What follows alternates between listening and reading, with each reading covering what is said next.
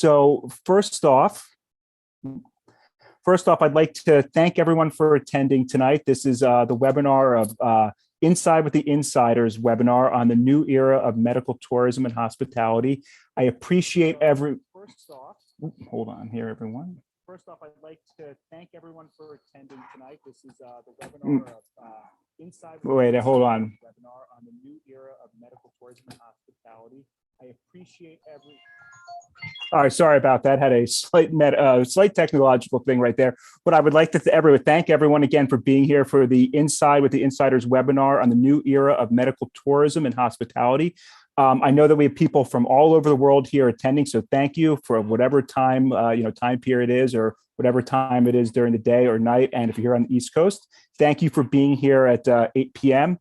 First off, my name is Benjamin Altschuler, and I am an assistant professor in the School of Sport, Tourism, and Hospitality Management at Temple University. This is a joint webinar being put on by the U.S. Asia Research Center in the School of Sport, Tourism, and Hospitality Management, along with Philadelphia International Medicine. I am excited to introduce our distinguished panel, but first I would like to introduce Edgar Vesca, who is the CEO and president of Philadelphia International Medicine, as well as Dr. Robert Lee, who is the department chair of the Tourism and Hospitality Department at Temple University. And they both have some introductory remarks before we get down to business. So Edgar, I'll let you take it away.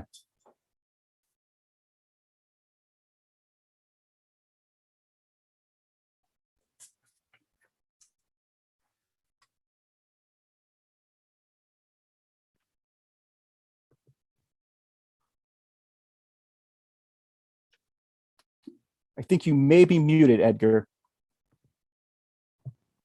Perfect. Well, what I was saying is an honor for us on behalf of Philadelphia International Medicine to be able to co-host this program with Temple University. And we had three of the best speakers you could ever find related to medical tourism and travel. And I will be very brief on my remarks to allow more time for them to present.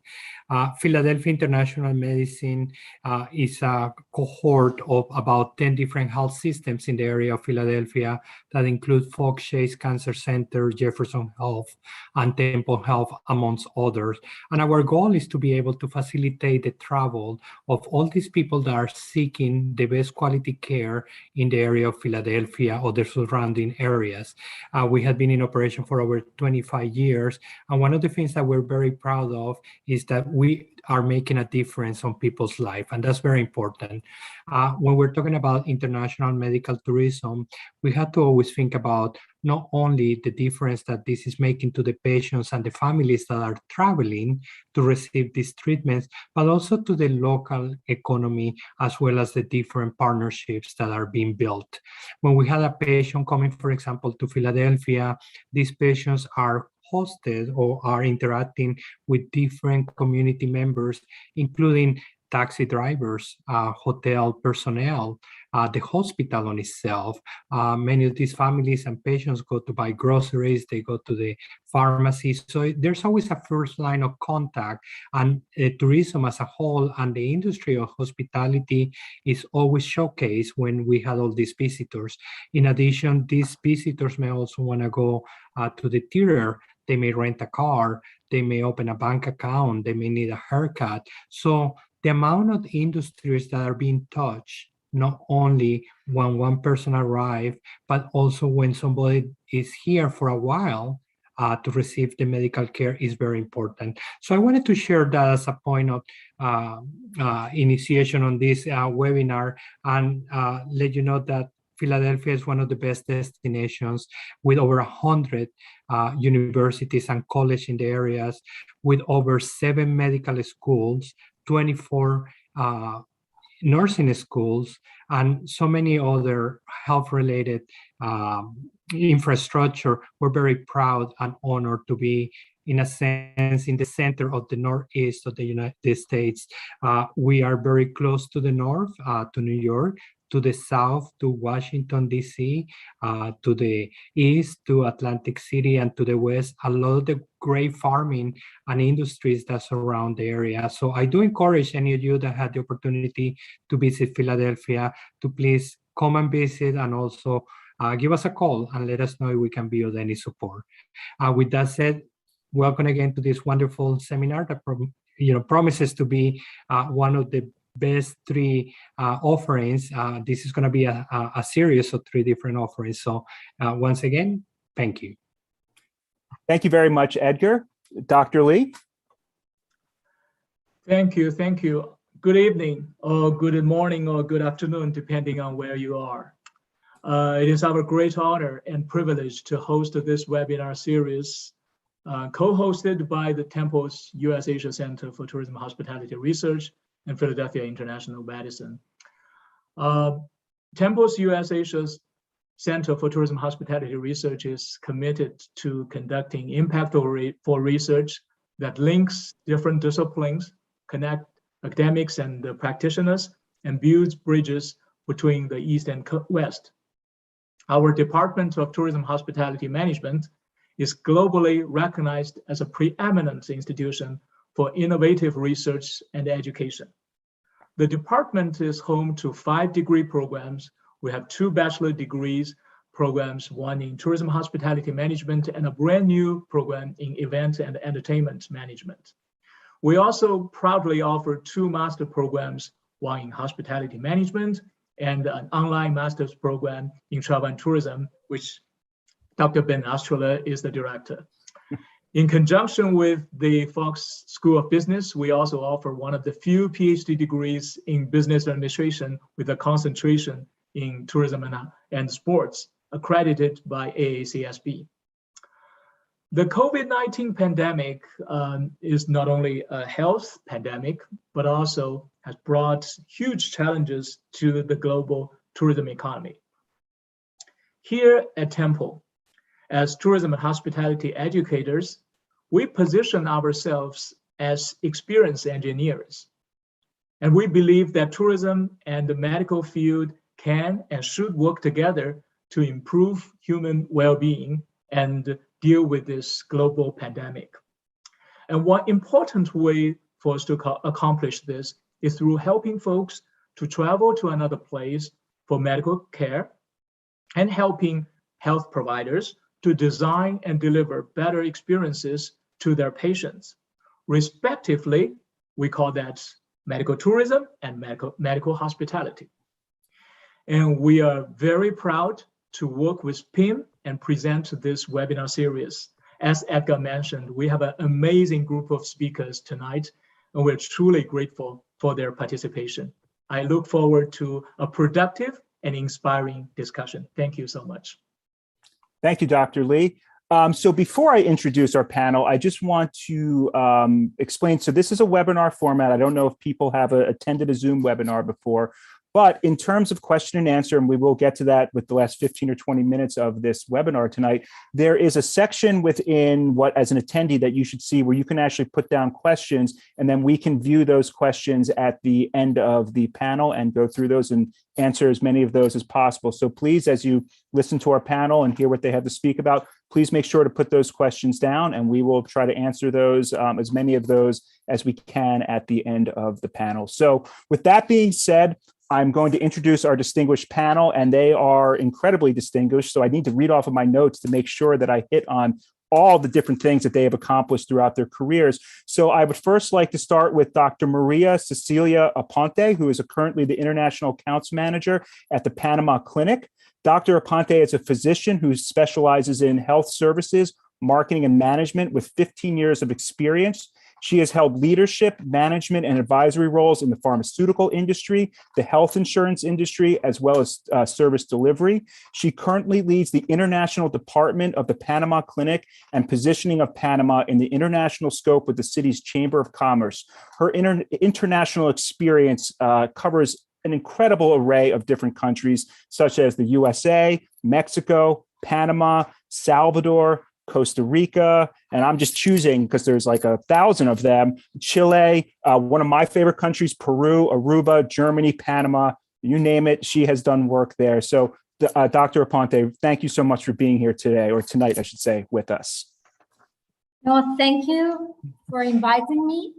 It is an honor and a pleasure to be with these amazing colleagues today. I have a lot to learn from you guys. So I am also very carefully to understand all what you have done. And of course, it will be a pleasure for me to tell you all the things that we have done, not only in Panama, but also in Colombia, where I am from, and where everything started for me. It was in Colombia, my beautiful country. And I will be honored to explain how have we developed so many things, and how have we passed all these difficult moments, but we have done it very nicely, and that will be very important to show to you all. Thank you so much. Next up, we have Dr. Ignacio Marino. Dr. Marino is a professor of surgery at the Sidney Kimmel Medical College at Thomas Jefferson University. He is the executive vice president of Jefferson International Innovative Strategic Ventures. He is a trailblazer in transplant medicine who has held high public office. He was a senator for the Republic of Italy, as well as the mayor of Rome, which is pretty cool, I think. Dr. Marino has also performed more than 650 transplants and was a member of the surgical team that performed the only baboon to human liver xenotransplants in medical history. And he performed the first transplant in Italy on an HIV positive patient. Dr. Marino has authored more than 700 scientific publications and 4 scientific books, and he has served on the editorial board of Transplantation, Liver Transplantation, Digestive Diseases and Sciences, and 15 other international scientific journals. He has also published on a variety of other topics related to medicine, such as the religious, bioethical, and humanitarian aspects of medicine, including a monograph on the future of Italian national healthcare system. So, Dr. Marino, it is an honor to have you here with us tonight, or whatever time it is where our attendees may be.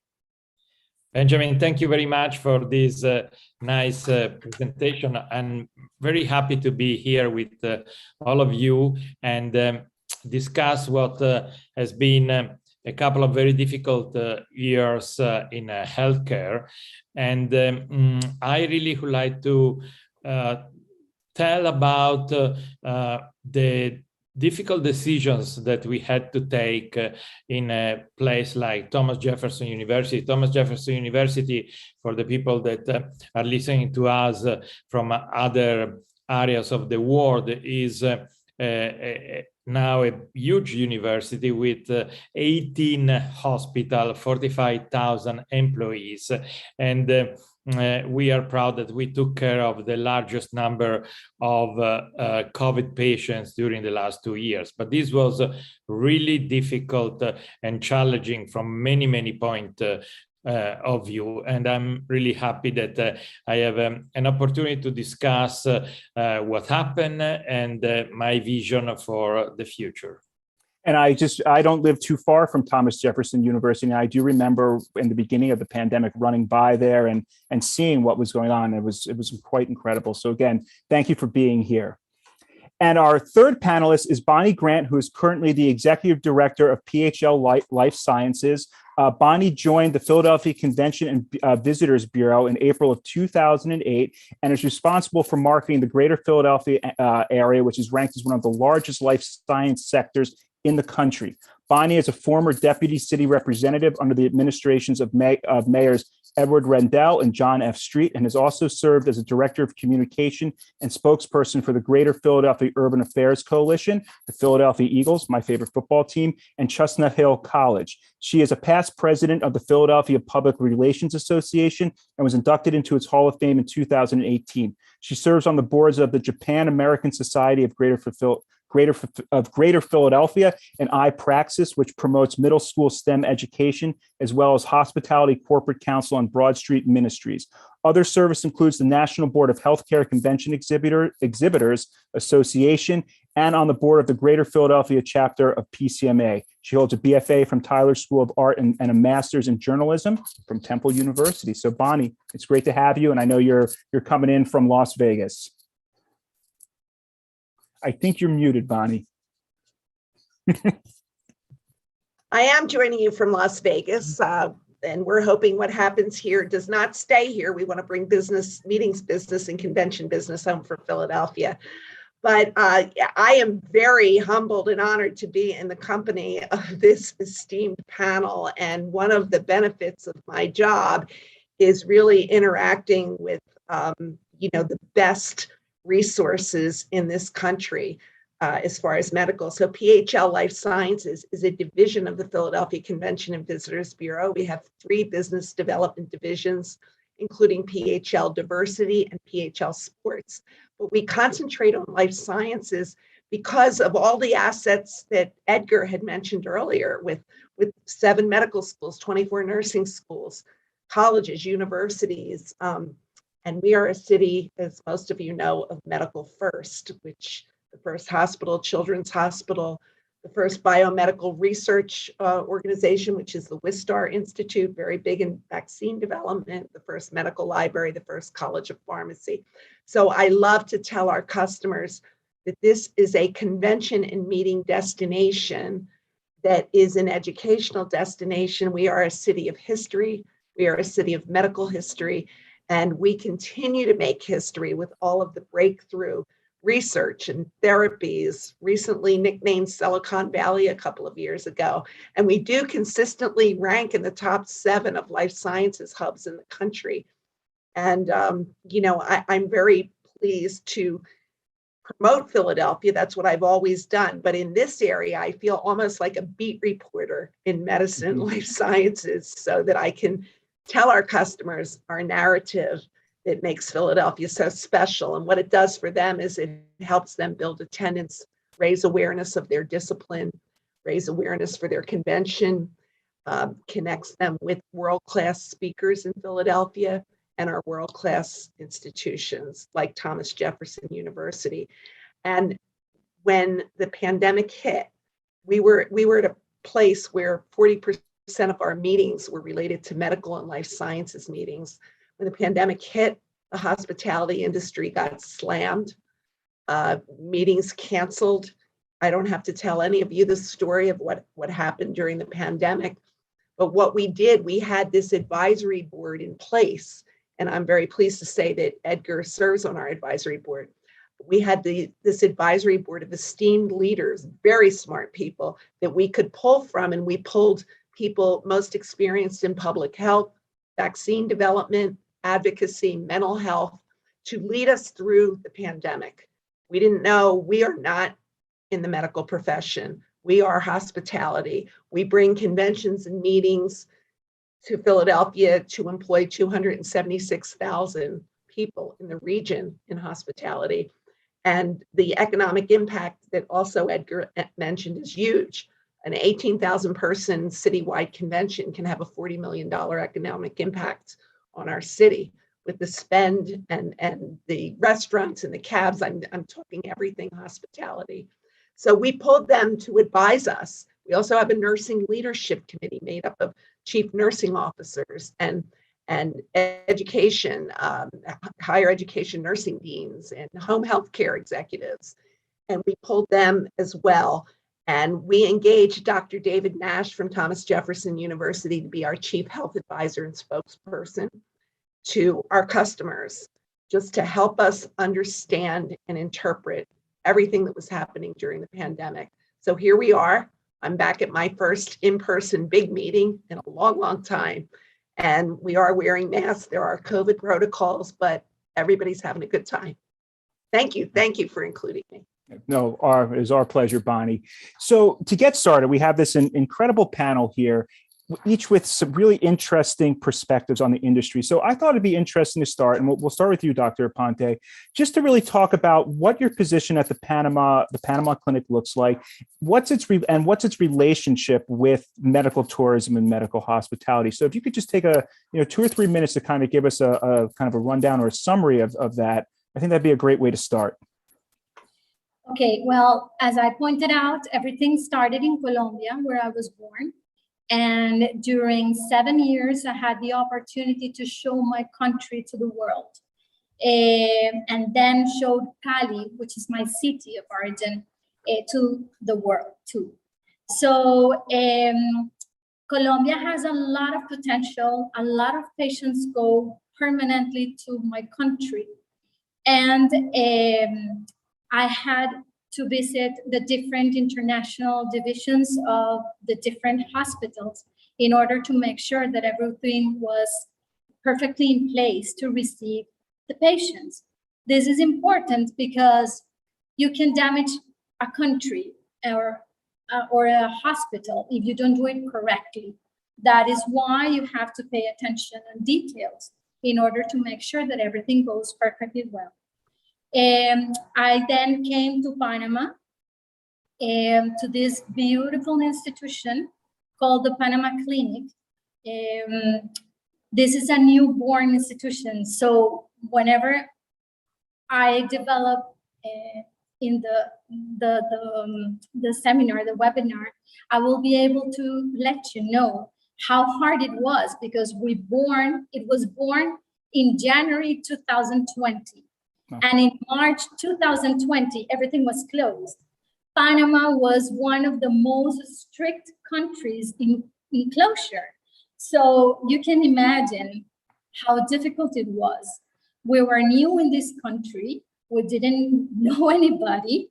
And this institution was new, and a lot of things happened. And I will be able to tell you a little bit more later.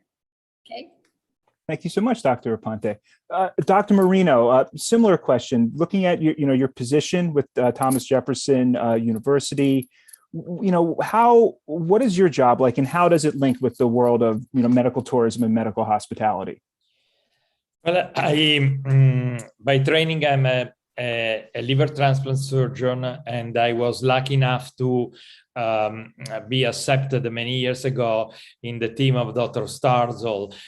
Thomas Starzl is the surgeon that invented liver transplantation and performed liver transplantation first in the history of medicine. So I was involved in treating international patients from the very beginning of my career, because at that time, in the late 80s, early 90s, Pittsburgh, where we were working, was practically the only liver transplant center in the country, one of the very few in the world. So we had an average of 25 to 35% of patients coming from other countries. So you can imagine, a place in a relatively small city like Pittsburgh, attracting patients from Asia, from Saudi Arabia, Europe, South America, Australia. So we were really very, very busy, not only with the surgery, but with the management of patients coming from different cultures, different places, different languages. And as Bonnie mentioned before, hospitality was obviously a big issue. We started two family house close to the hospital where to host these patients. We had translation services, transportation services. So it was a really a big issue from the very beginning. And now obviously people does not travel any longer for liver transplantation, but people travel for many other disease, and we admit a significant number of patients from other countries here at Thomas Jefferson University. During the pandemic, we had many challenges. I think I'm very proud that our leadership here made two very important decisions, at least from my point of view. The first one is an internal decision, not let anybody go, because the economy was going down. Important institutions in this country let go a significant number of employees, and we didn't let go a single person. The second most important thing is that we admitted every patient. You believe it or not, but there were hospitals in this country that refused to admit an intubated woman pregnant in New York, when New York was in such terrible trouble. So we instead admitted everybody, but we also suffer because regular patients, like patients with cancer or other disease, we were not able to treat them in a timely way because basically every single intensive care bed was occupied by a COVID patient. I can't imagine the challenges, but it was very interesting to hear you speak about just the different elements of the experience of bringing people from other countries in when you were working at University of Pittsburgh. So hopefully we'll get to explore that in a little bit more depth as we go forward in the panel. Bonnie, obviously you come at this from a different side of things. You're more on, let's say, the event side, but also within the world of medicine. So can you speak a little bit about, the link, your job and the link with the world of medical tourism and medical hospitality? So the Philadelphia Convention and Visitors Bureau is charged with bringing meetings and conventions to Philadelphia. It's a very specific kind of tourism. It involves delegates, but of course, often delegates bring their wives. It involves bringing people from around the world. In fact, pre-pandemic, I would say the medical meeting side, 40% of those attendees often were international, like at a meeting like the Bio International Convention. And we have all kinds of meetings, from 50 room nights. We talk a lot in room nights language in hospitality. How many hotel room nights are we going to fill? So 500 people, maybe to 25,000, big citywide convention.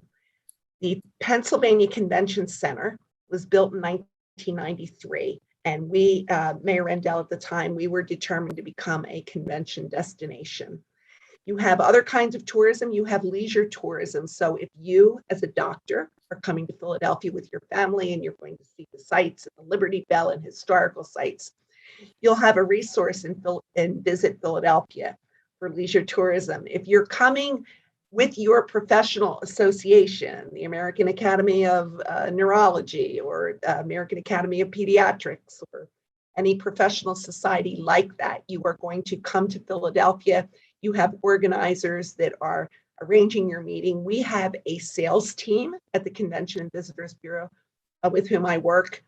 The sales team is divided up into territories depending on where the societies or professional associations or even the third-party planners, who are association management companies, where they're located. And the sales team forms the relationships with the planners.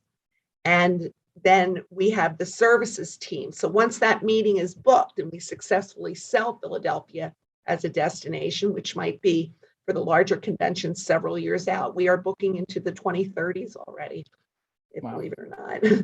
And then we have a convention services team. So about a year and a half or so before the convention is coming to Philadelphia, they're tying down all the details. They're tying there in conjunction with events, their board meetings, their product launch meetings, their general sessions, their parties, and celebrations, and their transportation, and their food and beverage, and their hotel packages.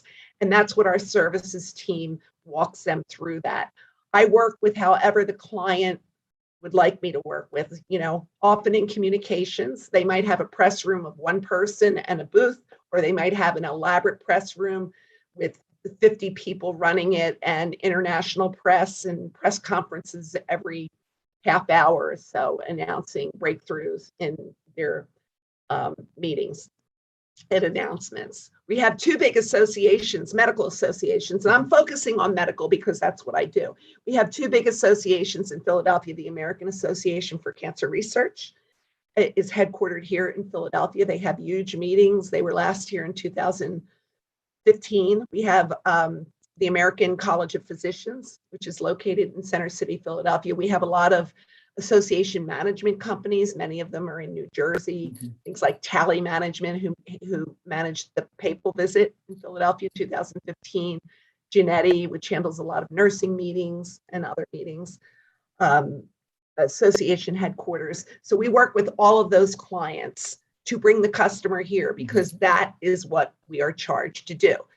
In the interim, I'm cultivating medical leaders, deans of medical schools, the tri-state bio organizations, pharma leaders. I'm cultivating them to learn about hospitality and why it's important for them to work with us. You know, I mean, I know they're doing very important things, but the hospitality industry attracts so many types of medical meetings. Before the pandemic, there were 500 new medical meetings emerging every year. You know, we kind of school them that it's their responsibility to really promote Philadelphia as this meetings destination that can keep so many people employed. Of course, we work with wonderful hospitality in programs in higher education like Temple. Your program's amazing, and I've worked with many of your colleagues before, and we've taken on your interns who often take on positions either at our organization or other organizations. So we work on the hospitality pipeline in the career aspect as well. Excellent. And I will talk a little bit more about that link between medicine and hospitality shortly. But there was something, Dr. Aponte, you had mentioned, obviously you came to this new organization in January 2020, and we all know what happened a few months later in March of 2020. The world kind of shut down and kind of getting out of that right now. So I thought maybe we would talk a little bit about that. So obviously COVID-19, and I thought you'd be a great person to start with, COVID-19 has had some major impacts on medical tourism and medical hospitality. Can you speak to some of the bigger challenges that you and your organization faced from the pandemic in terms of medical tourism and medical hospitality? Yes. Okay, to put you in context, as I was pointing out, this is a brand new institution that was created or was open in January. I came to put in place the international division, and we managed to bring some patients before everything was closed, okay? So the most important challenges that we suffered, and I'm going to divide this question in two, because still we have COVID among us, and this is not going to end, I don't know when, but not soon. So I'm going to divide it in what we managed to do and all the challenges that we had last year and what we are living right now, okay? So last year, it was so clear that we had fear, we had frustration, and we had a lot of depression within our patients. Imagine that you are here for 15 days for a surgery, and you had to stay 5 or 4 months before everything is open. So that is what it happened to us. Our patients were stranded in Panama. So there was a lot of frustration. And we started to see that people were getting depressed. That is why leadership is so important in these cases. You have to pay attention to details. And people that maybe are looking to this webinar knows me, and that knows me. I am very focused on details. So I had a very few team. It was very little because I was only creating the team. But the Panama Clinic is located in a complex, meaning that the hotel is inside the complex. That was very, very good. So we managed to go every day, and we started seeing that at the beginning, patients were calm, but then they started not to open the windows. And that was something that was triggering us. Something is happening with this person. He's starting to feel depressed. So we established like a mechanism in order for them to be more active. So every day at 9 o'clock in the morning, due to the fact that it was a complex, we managed to come with the patients, do exercise, walk around the complex, do certain activities that make them feel a little bit better, because It was challenging. It was very hard for them, okay? Also, we made a lot of activities with the little team that we had, like playing cards or doing some stuff. Of course, always with all the precaution, but we had to do something. And that is why we could, or the patients coupled with this during so many months, okay? Now the challenges that we have, that everything is open, is the opposite. Everybody wants to go out, and we have to make them safe. So we had to do a lot of things in order to make them understand that, of course, we need liberty, we need to go out, we need to hug each other, but we have to be careful. And I want to tell you that we had 2 cases before the patients were leaving to their country of origin. The PCR test was positive. So even though we do everything in this year, trying to keep them a little bit calm, still things go messy sometimes. So that is another important thing for the students that maybe are listening to this webinar. It is important for them to understand that you have to pay attention to everything. Try to do the risk management matrix in order to make sure that you pay attention to almost every detail, because something can happen. And with patients, you have to make them feel special. And doing little things, but different things, that makes it so different. And in the personal part, I want to tell you, because your question is you and your organization. Well, in my personal process, it was very hard because we were new in this country. So in front of the patients, we had to be very happy, making sure that they feel well treated while we were suffering a little bit. So that is why our institution had a very important program for mental health issues in order to help us all couple with this situation. We lived in front of the institution, so the only thing that I saw every day was my institution, was my job. I had a teenager that had to stay at home alone while we were working. So a lot of things were going on, but our institution backed us up. And that was very, very important. And that is something that we should all think about, because this is the first pandemic that we have and we have lived, but we don't know if something else will happen. Let's hope no, but we have to make sure that everything is settled. Yeah, I love that idea that, you were bringing leisure in a way to help these patients when it first started with their mental health. And that's something I will often explain to my students who are interested in this area, medical tourism, medical hospitality, that you don't have to be a doctor to be able to recognize what we bring as hospitality, travel, and tourism people, and that role that is so important. So going off of that, and I posed this question to Dr. Marino, because he had talked a little bit about the experience of bringing patients. Obviously, COVID-19, we've all learned to social distance and wearing masks and all of these sorts of things. If we're going to keep the experience of the patient up, and we know that, as Dr. Aponte pointed out, the experience is so important, what are some of these new elements that we are going to have to learn to incorporate into the patient experience that someone who is in hospitality or someone in travel and tourism can bring into the hospital environment, but also takes light of some of the challenges that COVID-19 presents to us? Well, Benjamin, I mentioned before the fact that because at a certain point, particularly towards the summer of 2020 and fall of 2020, we had the entire hospital, and particularly the intensive care unit, absolutely full of patients with COVID, some of them extremely sick. We started to work on different tools in order to serve the other patient population, and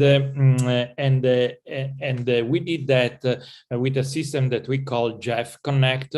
And just to give you an idea how quickly things changed almost overnight, Jeff Connect is a system where you can use your cell phone and connect with physicians 24 hours, 7 days a week.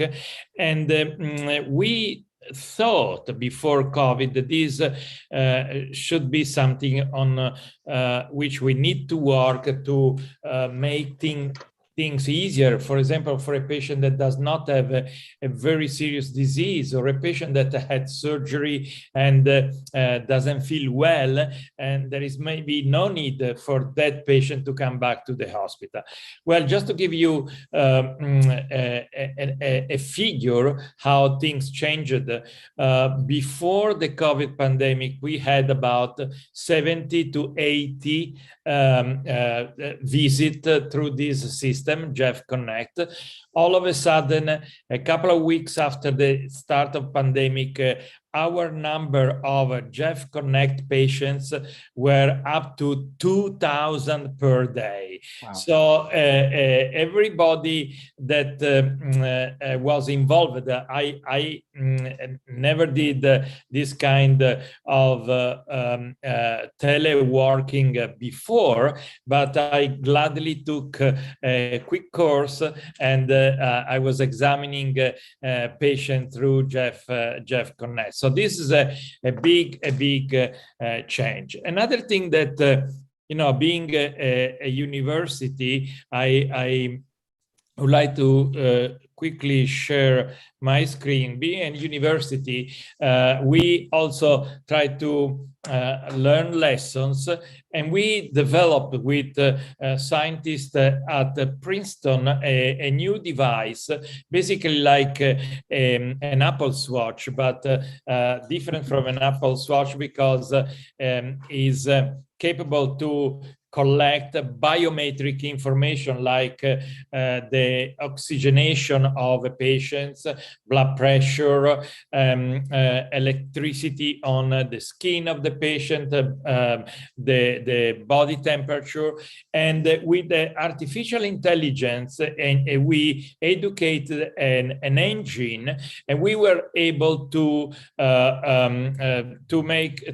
differentiate patients with a COVID infection from patients that had any other kind of disease or fever or coughing from other reason. And we did a very interesting trial. In order to make this trial very effective, we involved the area of Europe, which you probably remember was the north of Italy, with the largest number of admissions in the intensive care unit, but also in the emergency room. And also, in order to serve the community and the hospitality issue that Bonnie so clearly discussed, we decided to partner with the Philadelphia International Airport, and we created a COVID clinic. Is still ongoing, and in the last several months we performed thousands and thousands of COVID testing in order to serve the population that needs to travel and needs a negative COVID testing before traveling. So I think that there are many things that obviously the pandemic was and still is a terrible disaster for our planet, but there is also, you know, a situation where you need to think about new solution to serve the patients. Great. And Bonnie, from your perspective, obviously coming from the more the event side, how do you think the pandemic's changed? You talked about, you know, showing the medical world the importance of hospitality. I mean, what are your thoughts on some of the, you know, these new elements to increase patient experience, or, you know, the experience element? The experience element, you know, that I know the best, of course, is the meeting attendee element, the organizers element, the people who are experiencing our destination. But listen, when the pandemic hit, we all know what that was like in the beginning when the whole world was falling down. These meeting planners had to learn a whole new thing. You know, they had to adapt and learn virtual delivery. They had cancellations were just one after another. That's devastating for a city. But they still needed the engagement. So they had to learn new technologies. They had to learn the best ways of delivery. Even we know in the early Zoom days, like, you know, we had to figure all that out.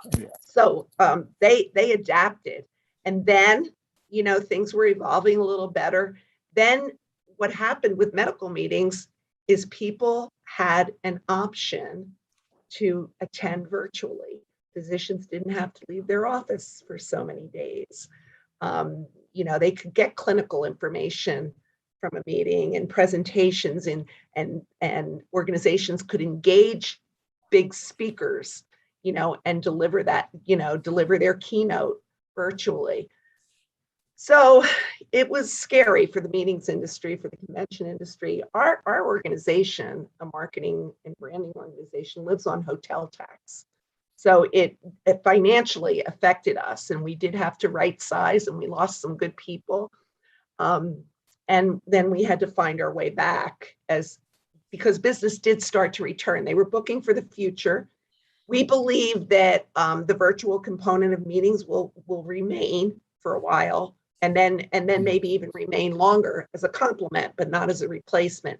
People do crave that face-to-face meeting. What we did as a destination, we tried to provide resources. Like I mentioned, our healthcare advisors. We tried to provide resources because these organizations were getting hit financially. So what they had to do is plan a meeting. Even as business came back, they had to contract more space. It was more expensive. They had to contract an additional virtual platform, very expensive. They had to employ COVID protocols, whether they contracted that out to a service organization, a provider that gave those kinds of services, whether it was testing before the meeting, monitoring vaccination cards,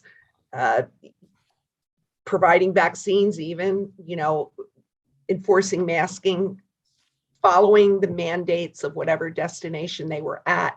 We were lucky. We worked with our health department to start to bring back business. One of our first bringbacks was volleyball, national volleyball in April. We worked closely with the Philadelphia Health Department to make sure that everything would be safe, and satisfied the health department, because, you know, the mayor's administration, Mayor Kenny and his administration, they were slow bringing things back. They were very, very cautious. So, you know, slowly we brought things back. A few weeks ago, we had a big trade show called Natural Products East. They worked with an organization called Epistemics, and Epistemics was founded out of Pittsburgh about 15 years ago. And they worked with contagious diseases, mostly influenza, to try to predict what destinations, you know, they would feed in the data from destinations as far as the rate of vaccination, the number of people sick. By the way, we have a very high vaccination rate here. It's like 87% vaccinated, which is very attractive to meeting planners. So they worked ahead of time with an organization like that, or they will hire. There's a big national organization called Safe Expo, and you might have all heard of the Clear Pass. They work with things like that to ensure safety at meetings. But all of these are driving the cost of producing these meetings. It's driving them up as much as 25%. So as a destination, we try to work with them to mitigate costs, to introduce them to potential partners or sponsors, to help them navigate Philadelphia a little easier. Philadelphia also has something called the Phil Fund, which is a tax levy that is run by the Hotel Association, and we can offer some incentives for meetings. You know, maybe they'll book during a downtime and the hotel rates will be better. We work with them however we can to try to make it work for them and execute a successful and a memorable meeting. And we do have a lot of memory here, you know, for them to experience as far as medical history here. And I love to tell them that we are the right prescription for their meeting. I love that. They love that. But, you know, it's getting the business is a challenge. We do compete heavily with Boston, is one of our biggest competitors for the East Coast. So we constantly work, but the life sciences industry itself, that didn't slow down. Right. There's over 1 million, and you guys may know this better than I do. There's 1 million square feet of lab space and office space and manufacturing space in development now. Pennovation's expanding, the Navy Yard's expanding. The old Bud plant that used to employ blue collar workers that made successful family livings when they manufactured parts for planes and trains and automobiles. They are going to be a bio site, you know, with all kinds of lab space. So that never slowed down during the pandemic. So Philadelphia really is a great hot spot. And we have a great story to tell. We are the only Convention and Visitors Bureau that we know of anyway. We are the only one in the country that has a specific division to deal with it. And other destination management marketing organizations are partnering with medical institutions, and they had to during the pandemic because they didn't understand it. But also what happened during the pandemic, and this affected the meetings and conventions industry greatly, is what happened with racial inequities. Racism was declared by the American Medical Association, by Bio International, by the American Public Association. Was declared as a public health crisis. So it provided a lot of education, a lot of support, and we have a diversity division, and there's often opportunities for our life sciences division and diversity division to work together on projects and really raising the awareness of what is happening with tourism in Philadelphia. And I love that idea of the story of, you know, the medical history of Philadelphia, because I grew up in the city and I have recollections of my parents taking me to the medical museum here. And it was eye-opening, to say the least. I learned a lot about diseases I didn't know existed as a young boy. So I know that there's a fabulous medical history here. And we'll work with our customers to do tours like that. I mean, maybe they want to see the first surgical amphitheater. Sure. Now, of course, during the pandemic, it all had to be virtual, but we didn't stop. You know, we kept branding. When tourism is so important to your city, and it's affected like it was during this pandemic, you need to keep the brand out there. You need to remind them, look, when things come back, we are here, and here's what we could do for you. Awesome. So, Dr. Aponte, we're getting close to question and answer. So I have 2 questions for you, and I'll give them to you both at the same time. First off, as you think about, you have a very interesting perspective on this, being that you started an organization that kind of started during the pandemic. As you look to the future of medical tourism and medical hospitality, I mean, where do you think this field is heading? And then the second part of this question, we have doctors here, and we also have people who are interested, who are not in the medical field, who are interested in medical tourism and medical hospitality. What would you suggest they pay attention to if they're interested in joining this field, either maybe as a doctor or someone who is interested in improving the experience of a patient? Okay, for sure, I know that medical tourism and hospitality will still grow. People need to travel for medical issues. That's a reality. And we as different countries must help them come to our countries. We have the international divisions that we help a lot with logistics. We help with migration processes, but that is also a country situation. Countries must help. Still, we have some issues with some countries that cannot come to Panama, for example.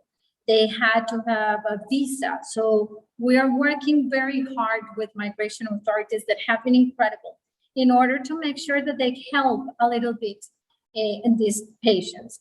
What can I see also? That things are changing. We are seeing, for example, younger generations are going to come. In the past, we were focused on baby boomers, and it was always a target for marketing and medical tourism. But now we are seeing that people below 50, Generation X and Generation Y, are starting to come, and that is very important to start monitoring, okay?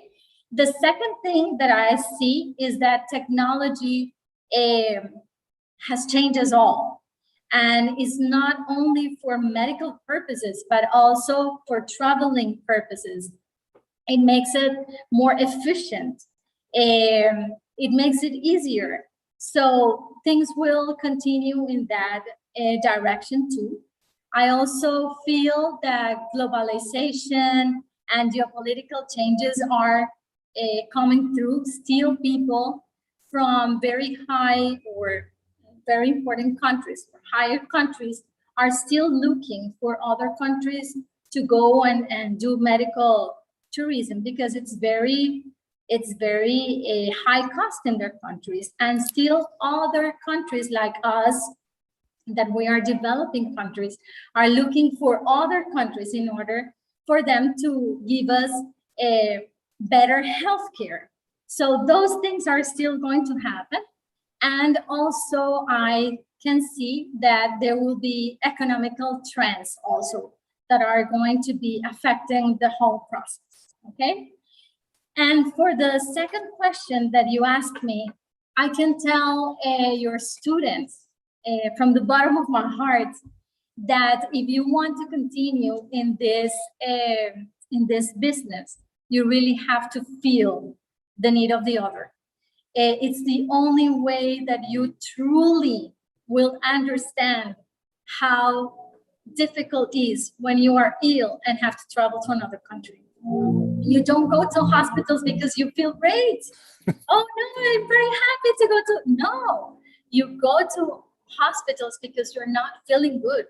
Okay, so I would like, in summary of this interview, that the real students understand that you have to be genuine. People really will see when you are not doing things because you love them, because you do it from your heart. People identify that. So please do it genuinely, put into the shoes of others, listen, not hear, but listen.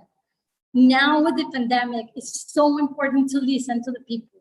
People are not only ill, but mentally suffocated. They need somebody to be there to listen to them. And that is very important, and that is very nice. And that is what makes it different. And that is what I did in Colombia, and that is what I do here.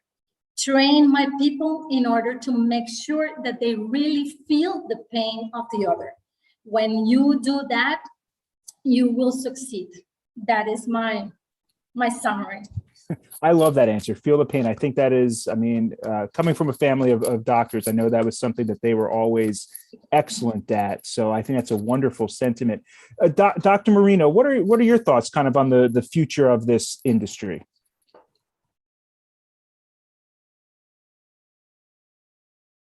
I think you might be muted. You're on mute.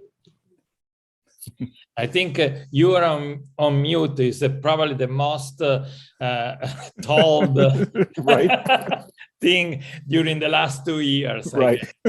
Anyhow, I fully I fully agree with what Maria Cecilia just said, and I do believe that people will continue to travel for seeking medical treatments, and I think there will be two different group of people.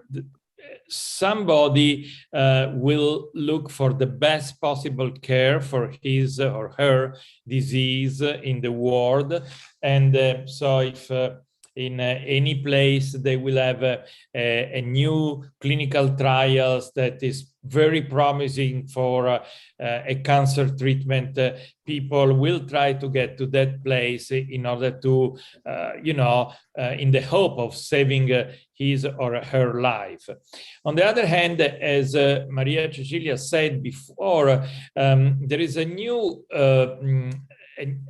thing happening now for several years. People are traveling to other countries because they see that the medical treatment is far less expensive in another country. But this is true.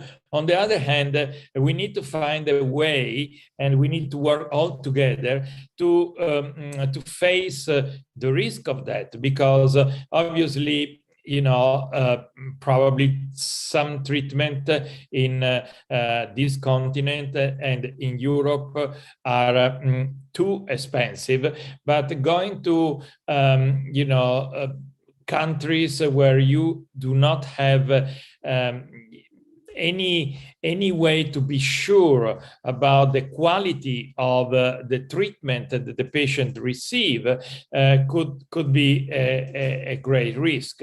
There are, for example, in my experience, patients that came back after a small surgery with an infection for a viral hepatitis, because the system in that particular country is not so developed as it is in Europe or United States.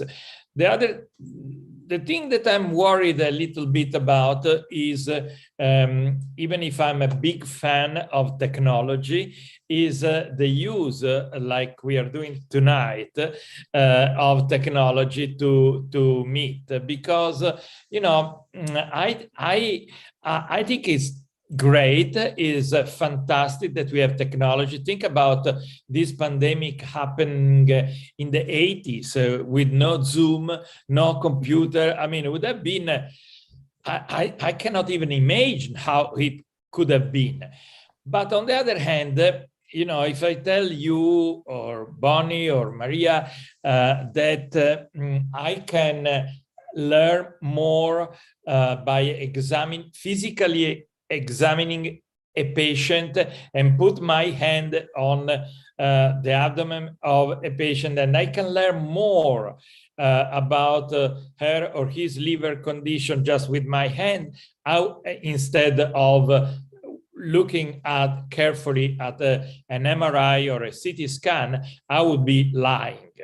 But I think that that personal gesture of touching the patient, establishing a personal relationship, a personal trust, that is so fundamental in medicine, and so why I feel blessed that we have this technology. I really do think that we need to go back and touch with our hands our patients and be there physically at the time of need. I think that's a great point, because it speaks to the idea of hospitality, that having that personal experience with somebody that only really a face-to-face sort of experience can have. So I think that's a wonderful sentiment. And this is such a core of what we have in common, hospitality industry, medical industry, and my co-panelists said it so well, what that patient experience will be. And it's such a moment that we can transform that experience. Everyone whether it's a convention customer or a patient. They are influenced by so many things, external things in the world, but they expect personal interaction, care, seamless, and just they want their experience to be successful. And I just think that we can provide all that. And we are human beings, Bonnie. Yes.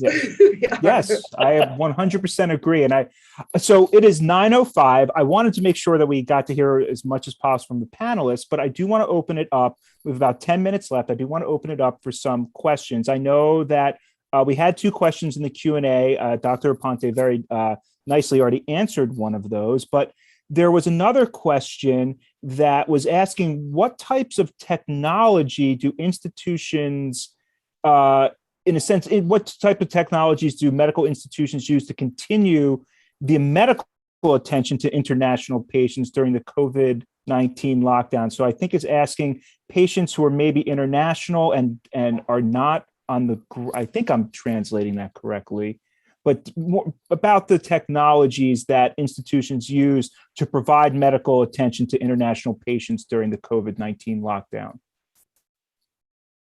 I think I did the best I could with that one. I think you said it right. Unfortunately, you can provide attention and help with the diagnosis by reviewing medical records, by reviewing CT scan, MRI, or other imaging. But in the last couple of years, it has been really difficult to treat patients because of the difficulties with traveling. As you know, the United States only today open again the borders for non-residents and non-citizens. Obviously, in a special situation, Thomas Jefferson University, like a very, very bad disease, like a brain tumor, we were able to bring the patient in the country even during this terrible time. But obviously this was extremely difficult, and to keep the attention on the patient was mainly helping other physicians and other medical centers worldwide in making the appropriate diagnosis. Dr. Ponte, Well, you have any thoughts on this? Yes. During the pandemic, it was clear what Dr. Marino told.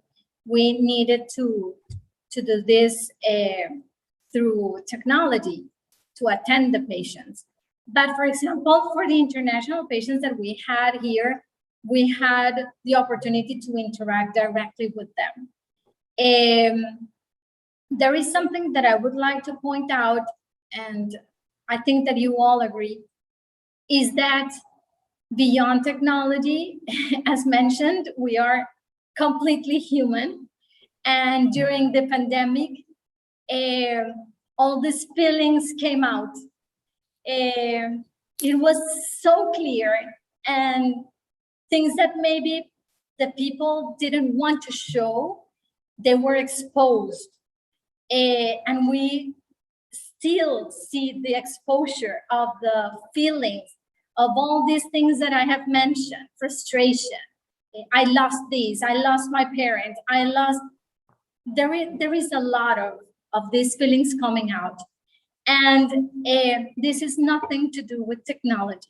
This is something to do with a face-to-face interaction. That would never change. We need to have their interaction. And even though in other countries where interaction is a little bit like separated, all of us in this moment, there is no country, I think, that they don't want to interact. So technology will still happen, but the face-to-face, the hand. In one moment, we will be able to shake hands, to give a hug. But that is really important, and that will never change. Never, ever. So we had an interesting question, Bonnie. I think this is because we had talked about the airport a little bit. Someone had asked a question, and I think it's interesting in terms of planning meetings and things like that. How helpful is it to provide PCR tests at an airport for travelers? I mean, in terms of bringing people in, does that make people in the events world feel safer with what's going on? I don't know if this is something that's come up or. They follow the mandates of the destination, but then it's left to the organization, the planning organization, what they're actually going to implement. And honestly, there's still, I think, and maybe Dr. Marina, you can chime in on this. But in my world, there's still split. Some people think, this is going to just be like, I don't want to go through this. And some people really appreciate it. And, they can, it's a way of life now. It's coming in, but in the meetings industry, it could be a decision, well, I'm not going to go through all that if I have to go, I'm Sure. just not going to do it. Any other thoughts from our two other panelists? I know we're about a minute away from 9:15. So if there's any thoughts, is the PCR test question? Well, I have a simple thought that, we are getting much better with the vaccine, but I think, and I'm so happy that we can travel again, but I think that everybody should continue to be attentive with social distancing, using masks, and because, this is not over as of yet, and we all need to do our part. Exactly. And the other thing that I would like to point out is that we have to make the patients feel safe and secure. And when we do some processes within our institutions and we give them that comfort or that feeling of safeness, they will come again and they will trust and they will do their process within the institution. At the beginning last year, nobody wanted to come, but now everybody's starting to come, and it's because we are doing a good job. We are making them feel safe again. Well, I think so that takes us up to about 9:15. So if there are no more questions, I first off want to thank everybody for joining us. I know it's on the East Coast here. It's late. It's almost 9:15, and it's want to thank you for inviting me for part of this panel. This was, I couldn't do what I do without the resources like these. And by the way, we have an international tourism team that I should have mentioned early on. They don't do convention tourism, they do individual tourism. And I know Edgar has worked with them before. They're an incredible resource for me. And what we do at the Convention and Visitors Bureau, we have tremendous leadership, and we have tremendous leadership on our advisory boards. And they will come out and talk to conventions about their specialty. They will talk to organizers. We will invite them on a site visit, and they're pretty much on call for us. So it's these kinds of resources that are exemplified here on this panel that, Philadelphia is just lucky to have access to. I should be thanking you, Bonnie, for being here. And I know it's a fun time in Las Vegas, so we truly appreciate you taking the time. I want to thank our entire panel for being here. I know we have, from all over the world and things like that. So what I would like to say is I will say good night. We will be running more of these webinars in the future, so please look out for those on different topics related to the world of medical tourism and medical hospitality. We did stream this on YouTube, so if you'd like to watch that as rewatch as well, there is a recording. But with that being said, I want to let everyone get off to the night. I know it is getting late. And again, I thank everyone here who attended, and I truly thank our wonderful panelists as well. So everyone have a great night, and stay safe and stay healthy. Thanks, Benjamin. Thank you very much. Thank you. Bye, everybody. Thanks for joining us. Bye-bye.